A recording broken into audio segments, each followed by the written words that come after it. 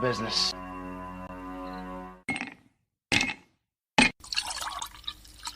When he drinks, he thinks. That's the nectar of the gods, baby.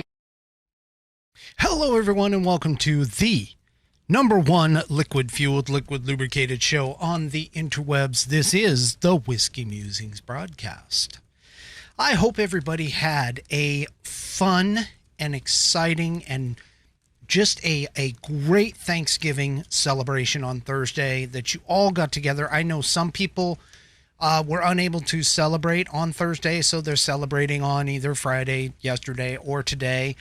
You know, that happens sometimes when you have large numbers of family members who all do work and that kind of things. You just want to gather people around the table, and I hope that everybody had a absolutely wonderful Thanksgiving, that you were able to enjoy the foods that you like to eat, the company and the family and friends all together to be a part of the Thanksgiving bonanza. Okay. That being said, our American Patriots Almanac does cover Thanksgiving, so I'll be reading that here in just a second. But I was thinking just the other day, and I was thinking about this, about a novel idea. A novel idea in the sense of all of the things that are happening today that you see, especially due to places in things like Black Friday, as an example. You know, well, I don't know if you've seen the news, but there's a bunch of people out there who are going around in California, because California has rescinded a lot of its restrictions in terms of the amount of that you can steal without getting into trouble. And I believe it's somewhere in the realm of like $999. I think it's like right below $1,000. As long as you don't steal over $1,000 worth of stuff, you won't get prosecuted. Now, that I think has had a negative effect on what they would assume is going to be an easier time about it. But I have a novel idea with regards to that, and it's going to seem real strange to those, especially to those that are looking at this for the first time, looking at crime and going, you know, what the heck is going on here? But before I get to that, I want to mention, first of all, if you'll notice, the background has changed. I now have my winter cabin background in place, and that's because at my house we have this rule, and the rule kind of goes like this. If you have Thanksgiving, okay, once Thanksgiving is over, then you can start with the whole Christmas stuff. And I'll be honest with you, my daughter and wife took off and went to go do some Black Friday shopping early in the morning. And one of the first things that my daughter did, because of the rule, is she threw on Christmas music on her phone so that, you know, she could get into the spirit of Christmas. And today, the house got decorated. So we pulled all the decorations out of storage and we put them up all over the house. Well, we didn't. Let me rephrase that. They did, because I only get involved with the Christmas tree. Now, that being said, the house is now decorated for Christmas. We have now gotten into the holly jolly Christmas mood, and I am now in the mood for snow, because I love snow. And so this is my second favorite background. My most favorite, obviously, it looks like it is the barrels and the winery. But this right here, this is my second favorite. And I love it when this time of year comes around. And I was finally given permission by the powers that be, my wife, that I could go ahead and use it now. So I've got the fire crackling in the background. You should be able to hear it through the audio. Maybe if I shut up long enough, you might be able to hear a few cracks and pops there and here and again. But the main thing being is that we are now starting to get into the Christmas spirit. So that being said, we're going to carry on with the rest of the show. First, before I get too involved, I haven't done a spot for these folks, and oh god, see, here I go. I changed the time. Why did I change the time? Well, honestly, to be completely honest with you, I changed the time because I had a couple people who basically said that, hey, we would really appreciate it if you were on a little earlier. We would actually watch your show if you were on a little earlier. So I decided to move the time up. I mean, it is Saturday, so why not? So I decided to move the time up a couple of hours. Let me know if you like this time slot. If you don't like this time slot, you want me to go back, let me know that too. But to be honest with you, I like that. I'm going to have to get used to it. I had to come into the studio a little earlier today in order to get things set up and ready to go. But that being said, I think the time slot is going to work out better for most of my listening audience. They'll be able to join in the live streams better, especially if you're in Central Time, Eastern Time, Mountain Time, that kind of scenario. So I'm actually doing this for you because, again, if you are a subscriber and a watcher and a listener to this program on the audio portion, this show is for you. It is for your entertainment, your education, and I am here to provide all of that for you. I appreciate all of you as my subscribers and my listeners. Now, let me go ahead and get this going. I haven't done a spot for these folks in a while, so let me bring them up. All right. If you honor and value our God-given right to self-defense by owning a firearm, apropos for tonight, and would appreciate joining a community of like-minded individuals who welcome firearm owners of all experience levels, then you should consider joining the NCAA. The National Concealed Carry Association, NCAA, exists to serve the Second Amendment community by providing a nationwide network of Second Amendment advocates, offer elite self-defense and concealed carrying training from the nation's top instructors, and provide rock-bottom prices on the best selection of gear and accessories. NCCA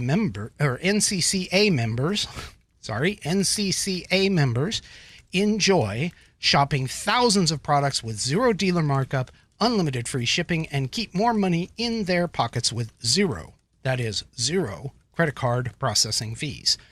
The NCCA encourages safe, responsible concealed carry and celebrates those who are brave enough to protect not only themselves, but their families and their communities. If this sounds good to you, visit nationalconcealedcarryassociation.com to join today. As a special bonus, use my affiliate link, shown here, ncca.refr.cc/RICK02, RICK02, to receive a code for 10% off any purchase at nationalconcealedcarryassociation.com. Once again, use my affiliate link, ncca.re as in echo, F as in Frank, r.cc/RICK02, and receive a code for 10% off your purchase at nationalconcealedcarryassociation.com. Visit nationalconcealedcarryassociation.com, National Concealed Carry Association, all one word, all lowercase, .com, to find out more today. All right. I haven't done a spot for them, so I thought I'd go ahead and toss that in. Now that I lose my cursor and have to get rid of the text. I must have done something to it. So anyway, okay. So, obviously we've had two big cases, at least two large legal cases, one being the Kyle Rittenhouse trial, which he was acquitted of all charges, and he was able to walk out a free man. And then we have the Ahmaud Arbery trial, in which the three perpetrators, unfortunately, were found guilty. Now, I say unfortunately because only because of the fact that, it is tragic that anyone would be in that kind of a situation, to be in a position where you would have to end up in a trial. However, that being said, the jury did its job, and I think it was a justified verdict, because if you look at the evidence and you look at what the video was presenting, taking out the whole idea of any commentary or political agendas. The fact is that these three individuals detained this one individual illegally, and they went ahead and unfortunately things got out of hand and they used deadly force, and he ended up dying. That being said, again, the jury system actually worked. It worked in both of these trials. Now, that carrying over, you had an incident last weekend that unfortunately occurred where a gentleman decided to drive down a street in Waukesha, I believe this is the correct pronunciation, Waukesha, Wisconsin. There was a Christmas parade that was going on, and this gentleman decided to drive into the Christmas parade. So far, he has claimed 6 lives.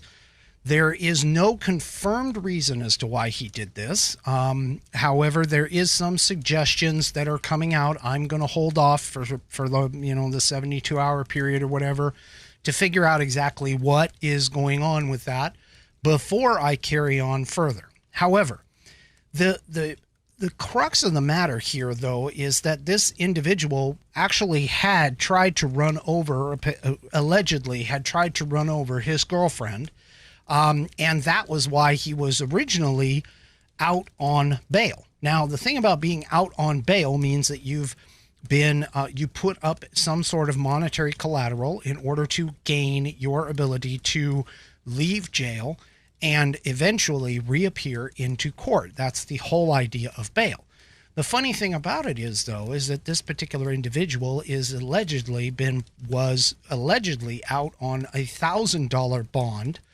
And the way it usually works is you typically have like 10% that you put up in order to do this. Now, the sad part about this is that he was released on $1,000 for an act, and apparently he's had a long string of issues, and has been known to the police department and has been known to be a criminal. And so, he goes into this whole thing and he gets out on $1,000 bond. You can argue whatever you want as to whether or not that was appropriate, but then he goes into a crowd of people. Apparently, from what we can see from the video, he wasn't like trying to stop. Number one, he wasn't attempting or having some sort of a medical procedure, medical issue. He didn't bother to honk the horn, according to what we can hear on the video that's been released. And he apparently was swerving in order to inflict maximum damage from the people trying to get away. And sadly, 6 people have lost their lives. I think somewhere in the realm of 40 to 50 have been injured. Some of them are still in critical condition. One of the 5 of the 6 that have died were elderly, and the one of the 6 was a young, I believe it's 6-year-old boy. So you have that. Then you have this weekend, Black Friday. You have all of these people looting down in California, just going in, breaking things up at the Louis Vuitton. They busted in and started carrying out just bags and bags of things. You've seen CVS Pharmacy, I believe, Walgreens. Some of these stores have decided to close down some of their stores, especially in San Francisco, due to the lawlessness that seems to be going on. And so all of that kind of wrapped up and got me thinking about tonight's topic. And so hang on just a second with that, because I have to do this. I have to do, and let me get over to the right page here. So, and I have to do this because we haven't done it in a couple of times, and because it is so important to the show, this segment, on this day in American history. And for whatever reason, I get off, so the music doesn't play, but that's okay. On this day in American history, and of course we will look into the American Patriots Almanac for today's American history on this day in American history story. And of course I got to get my old man glasses on. Ironically, today has to deal with the Pilgrims' first Thanksgiving. We know very little about the first Thanksgiving the Pilgrims celebrated in Plymouth. We know that it took place in 1621, sometime after the autumn harvest. William Bradford, longtime governor of the colony, reported that after a sad and lamentable First few months that brought much sickness and death. The first harvest left them with a, quote, all things in good plenty, including corn, cod, bass, and other fish, waterfowl, venison, and a great store of wild turkeys. Edward Winslow, one of the pilgrims, left us the only other eyewitness account of the harvest feast in a letter he wrote on December 11th in 1621. Though sparse in description, it conveys some of the sense of joy and gratitude that must have marked the occasion, and this is from the letter. Our harvest being gotten in, our governor sent 4 men on fowling, so that we might, after a special manner, rejoice together. After we had gathered the fruits of our labors, they 4 in one day killed as much fowl as, with a little help beside, served the company about a week. At which time, amongst other recreations, we exercised our arms, many of the Indians coming amongst us, and amongst the rest their greatest king, Massasoit, with some 90 men, for whom 3 days we entertained and feasted. And they went out and killed 5 deer, which they brought to the plantation and bestowed on our governor, and upon the captain and others, although it may not always be so plentiful as it was this time with us. Yet the goodness of God, we are so far from want that we often wish you partakers of our plenty. And that was on the 27th, on today in American history. Now, I know from those of you who may have watched the Charlie Brown Charlie Brown Thanksgiving special, I know that there are some accounts of, the natives coming into the camp and helping them out, helping the new settlers and the Englishmen in the New World. There's mention of 2 or 3 different characters from the tribes that are specific in helping them out. And to be honest with you, the whole story of Thanksgiving is wrapped around the idea of the colonists coming, or the pilgrims in this case, coming and escaping from England from, religious persecution, and coming over here in the hopes that they could start a new life. And, that's common across the board. But the thing is that they endured so much hardship. They endured hardship on the boat, on the Mayflower coming over. They endured hardship when they got here with the cold winters, because they left in August in England and arrived here in November. And I don't know if you have ever been on the East Coast in the winter. It can get pretty dang cold and pretty dang miserable. And if you literally don't have any home or any house or any kind of shelter, it can be quite a bit of a problem. So, they were thankful. They were thankful for all of their treats, all of their good fortunes.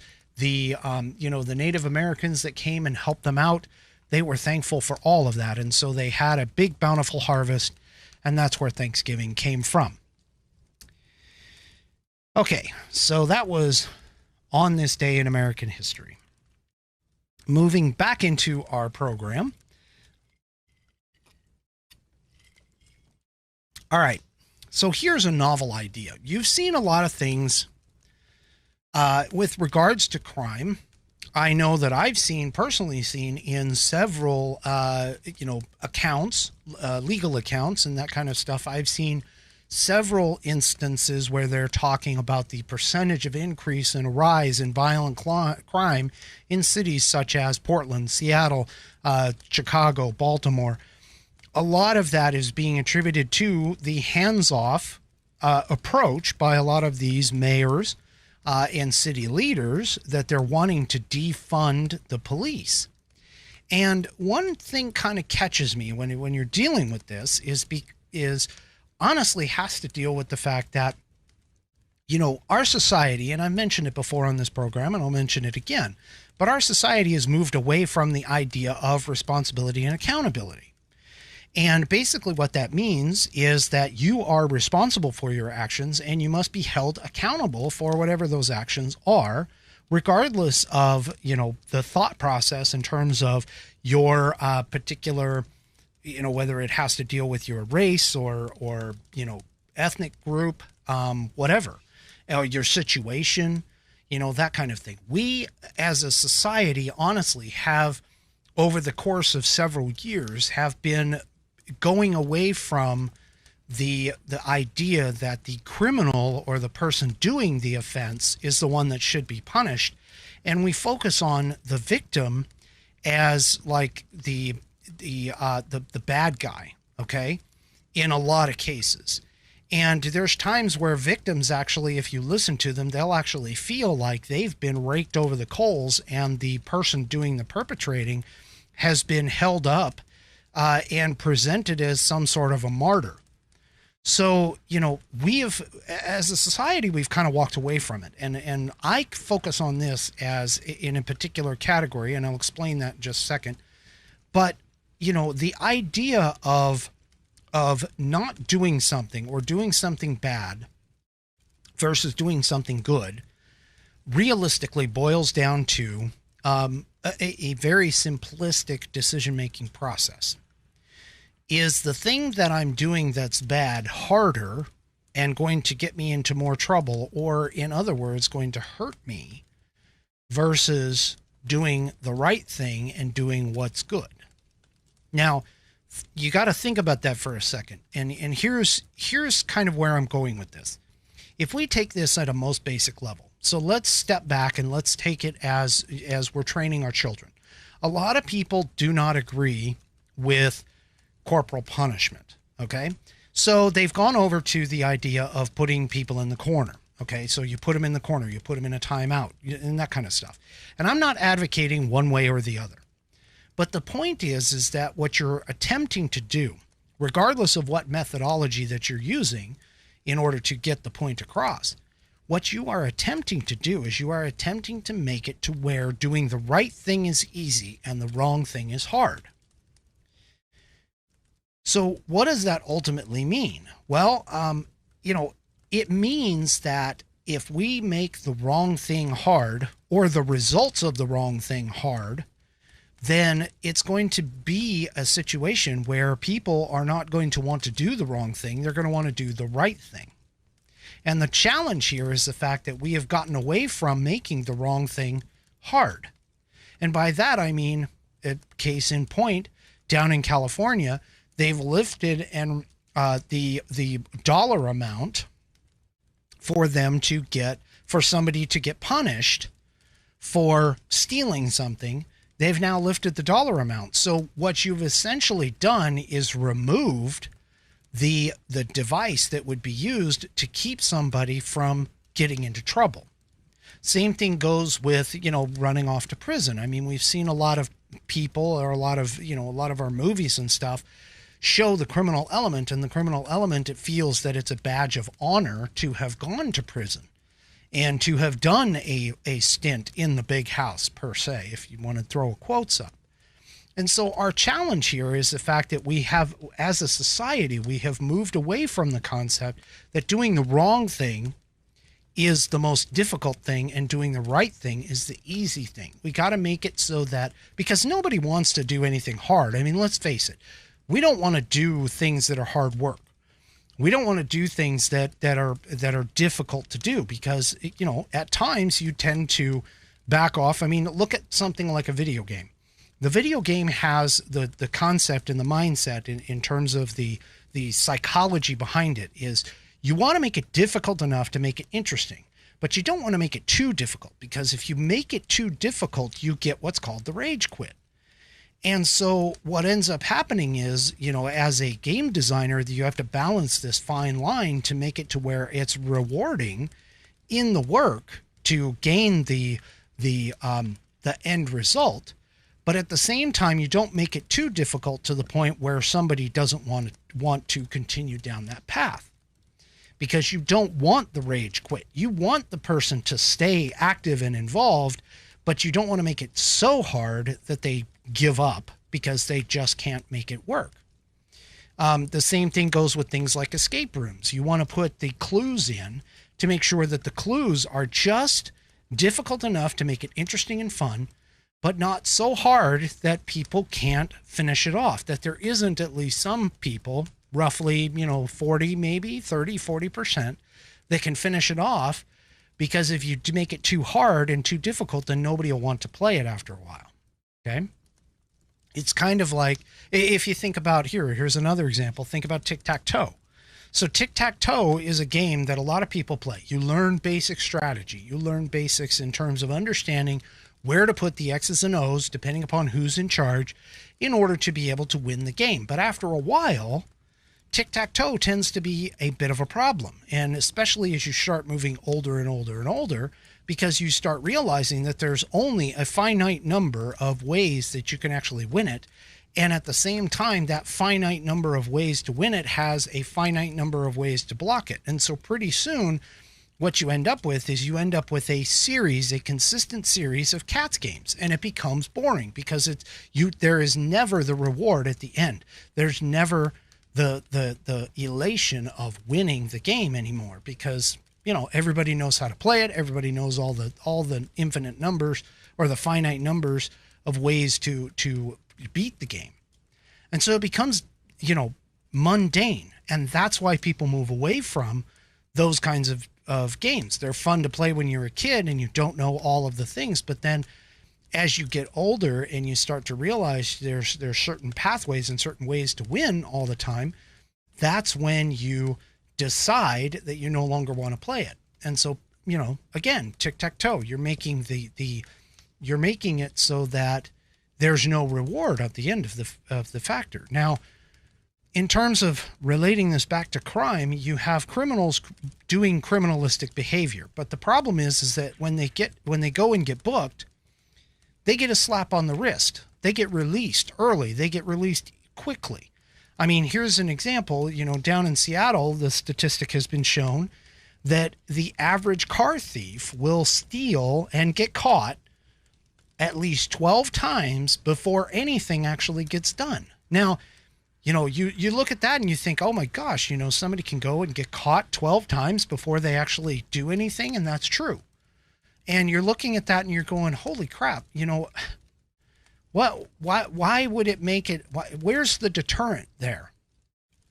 Deterrent. That's what I'm talking about in terms of the novel idea, is utilizing the power of deterrency.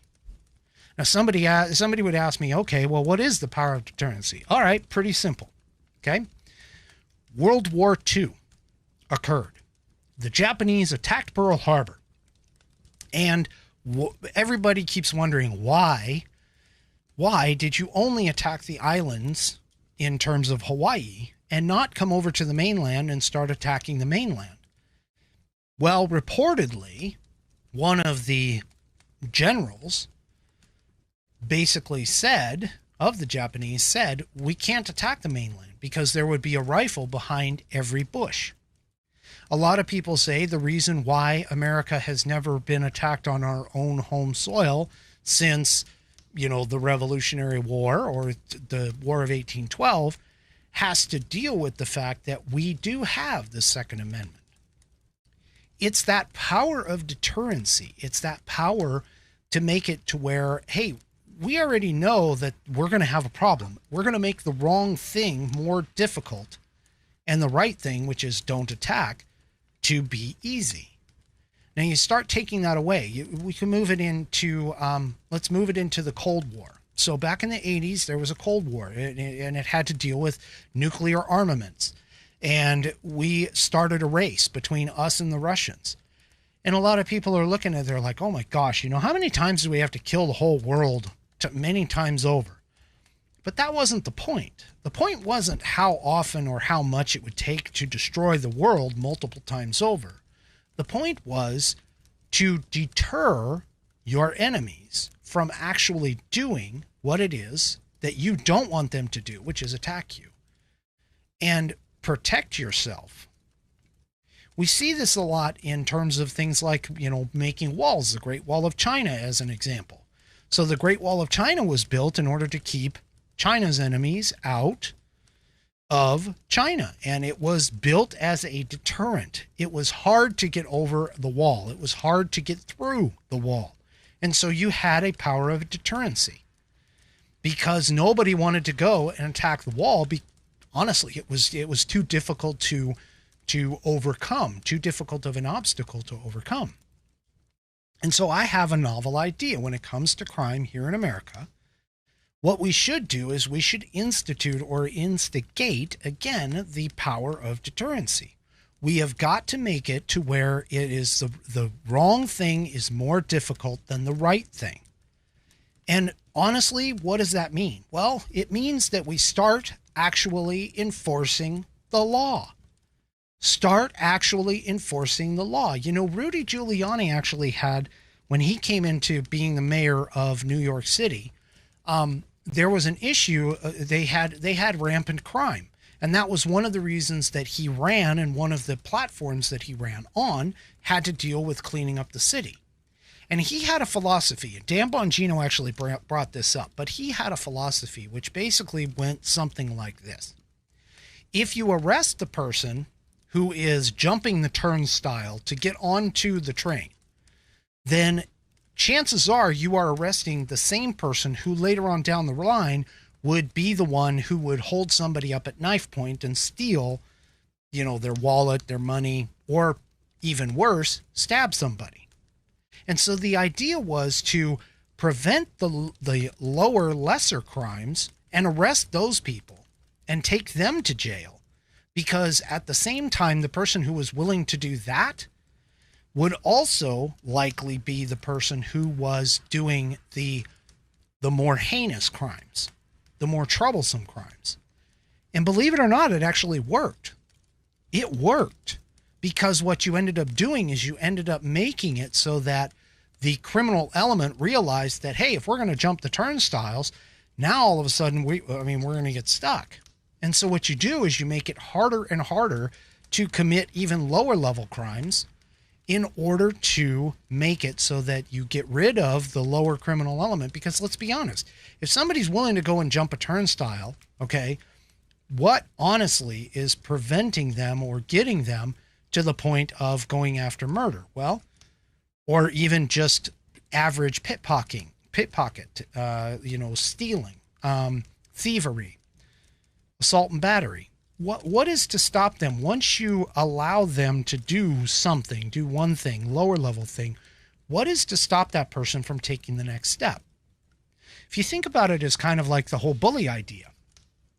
Okay, so being a bully in terms of the long-term effect, if you're looking at it from the whole standpoint of the bully comes up and he or she takes the lunch money from the kids, and they do it once, and then they do it again, and they do it from somebody else, and then their bulliness expands and it gets farther and farther along. Well, if you go and stop them from doing the first time, they're less likely to expand and go into the next offense.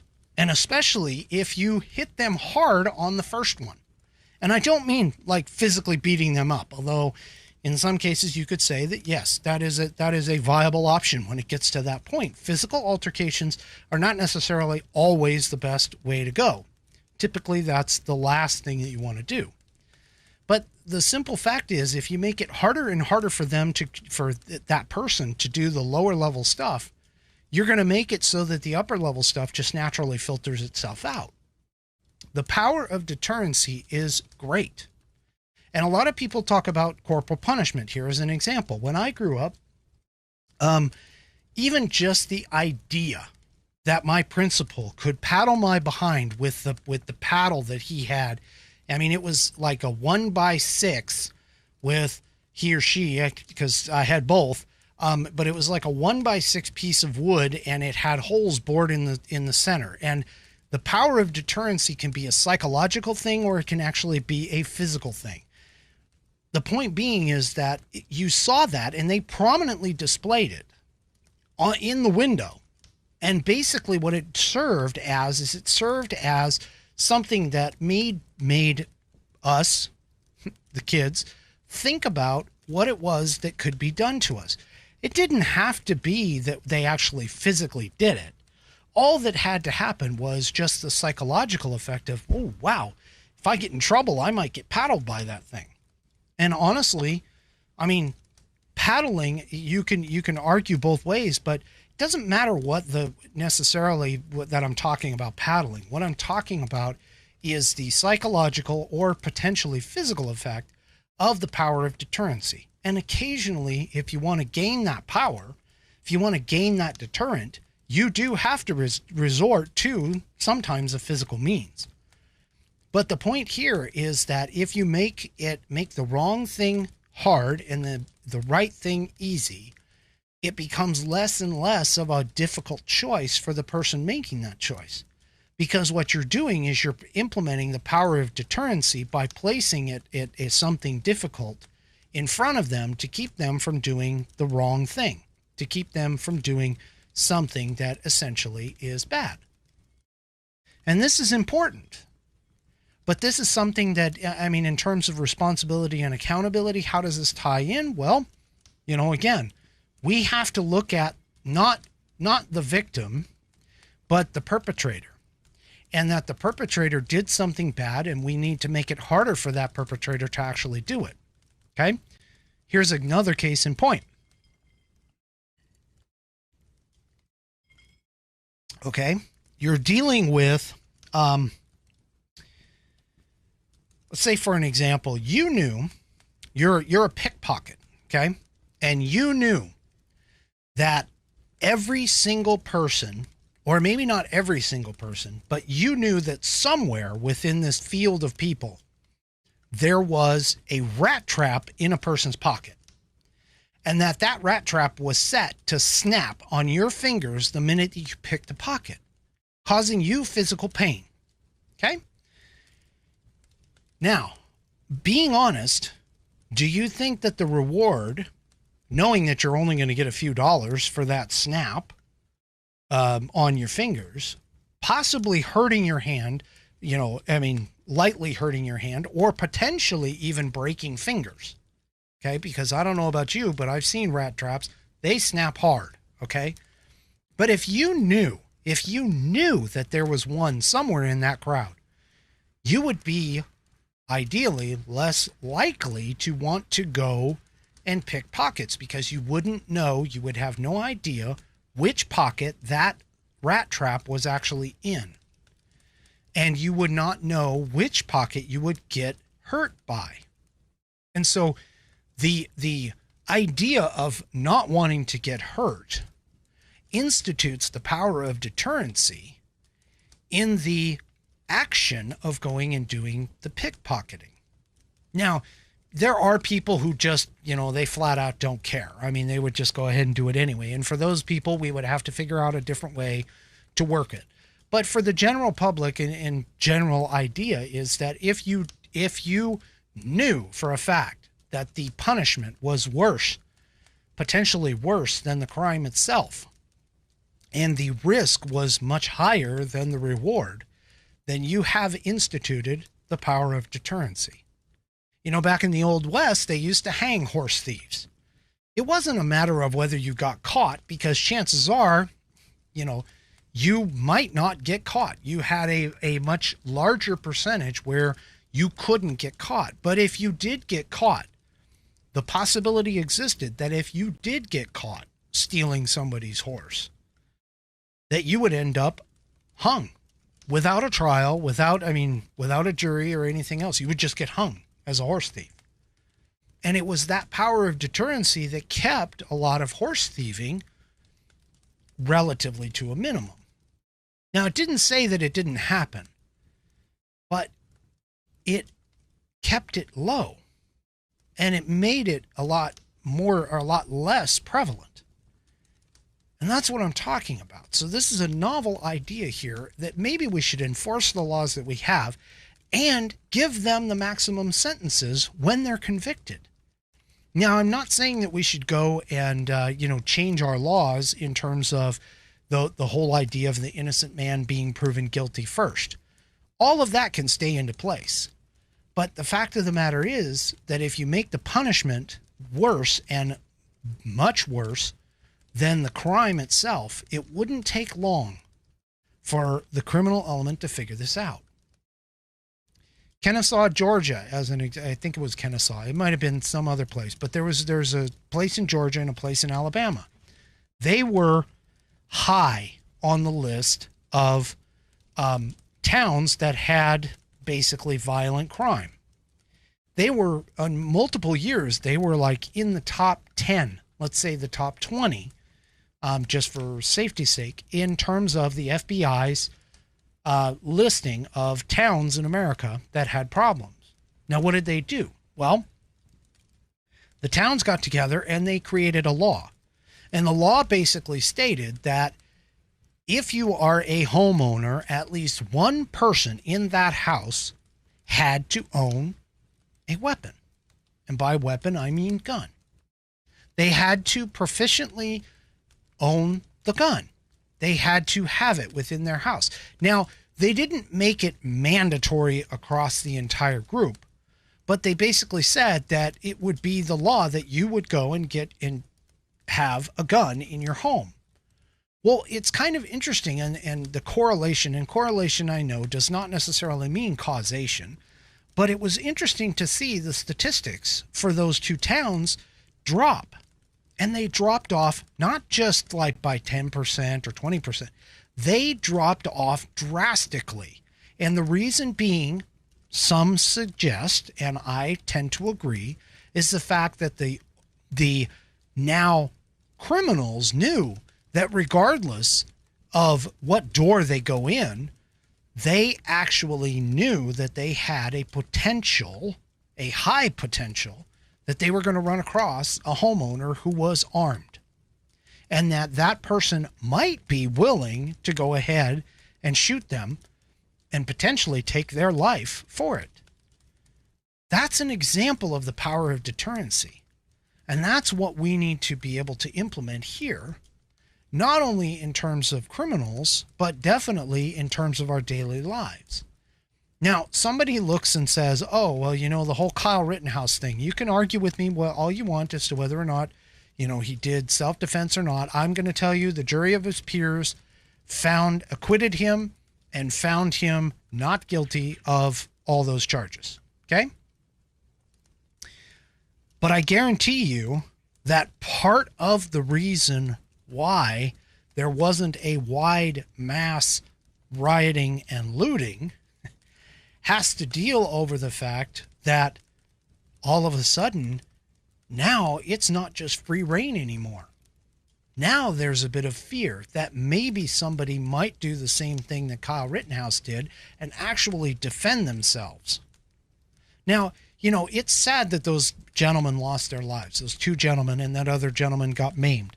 But at the same time, though, you need to understand that this was a situation where the law, the law enforcement officers, the LEOs, were ordered to not do anything. They had the proper equipment. They had the ability to go in and stop these miscreants from doing what they were doing.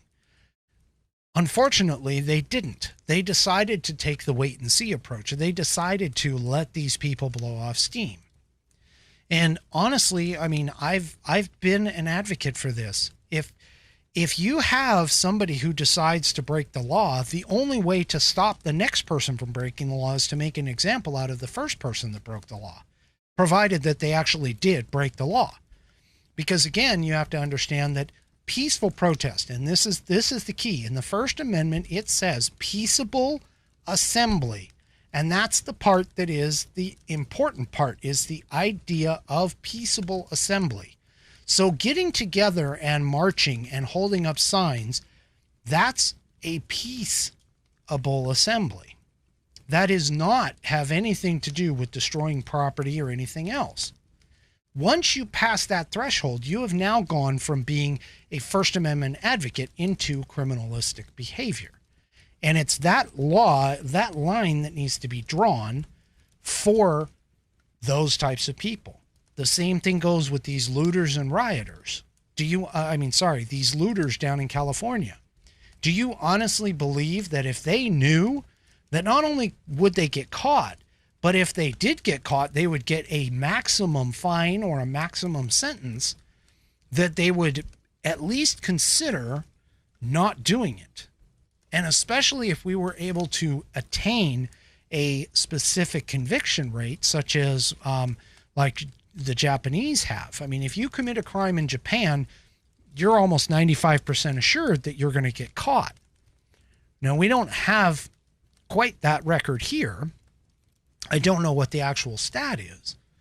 But the point is that if you were able to avoid or able to present something that is incredibly worse and less of a return on investment than stealing is, or breaking into somebody's home is, or, God forbid, raping and killing somebody, then that's going to make it to where you'll honestly think twice. Because if you feel like you have no have no other recourse, you have a potential of getting caught, you have a potential of getting hurt, you have a potential of dying, your survival instinct is going to kick in.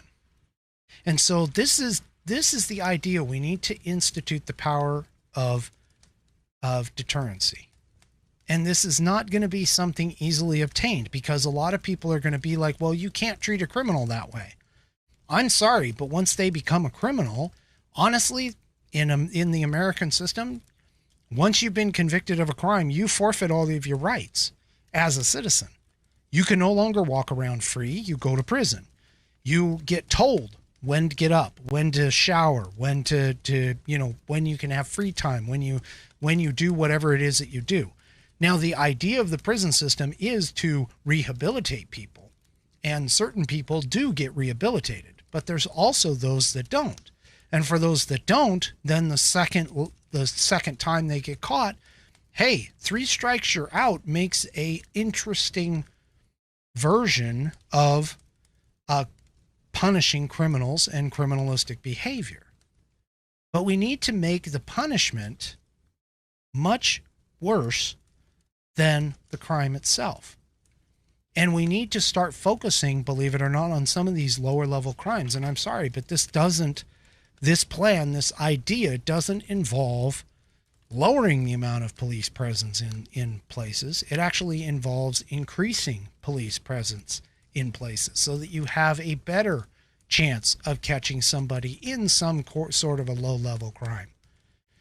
The interesting thing is, statistically, polls have been thrown out here recently about the whole idea of lowering police presence and making it less, defunding the police idea. And to be honest with you, the polls are starting to show that the general public, especially certain people in high crime areas, regardless of, their ethnicity, they all follow that same kind of logic, that if you have more police presence, you have more of a power of deterrency, because now the criminals are more likely to get caught versus not having the power of deterrency, not having the police presence. You look at some other countries, for an example, in Malaysia, or maybe it's the Philippines, I can't remember which, but they basically, they have some pretty strict laws. There was an example of a guy, an American, who went over there. Don't remember why he was over there, but he was just a kid, and he went over there and he tagged. He tagged. Most people would look at that here in America and they'd be like, oh, especially if you're from the inner city, you see a lot of tagging going on and spray paint graffiti and everything else. But over there, they take that seriously, and they caught him. And they caned him publicly. Now, that was their punishment for that particular crime. But I guarantee you that if he were to ever go there again, which I don't think he may not even be allowed, but if he were to ever go there again, he would think twice about breaking the law, that particular law, or any other laws.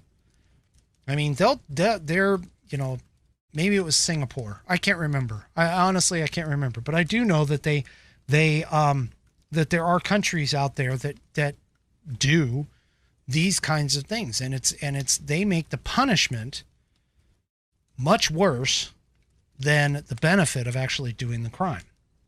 Excuse me for just a second. The dog wants out of the studio, so hold on just a second.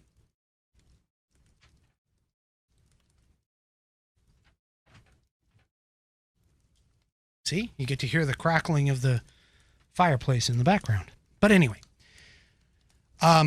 so basically that's what I'm saying.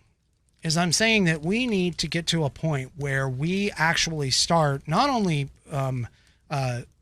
punishing the criminals, but we also have to make it to where we use the power of deterrency in order to be able to make it so that these people don't think twice about what they're planning on doing.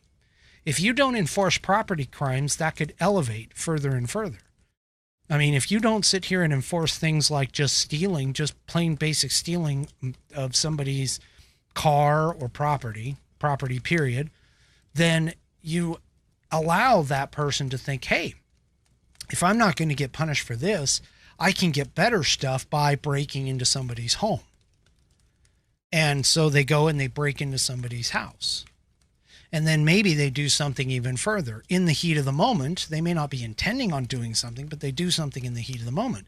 Whereas if you had caught them earlier by punishing their property crime, their original property crime, and catching them, now you have the potential of setting them on the right course. You're making the wrong thing difficult, the right thing easy, and you're using the power of deterrency in order to accomplish that goal.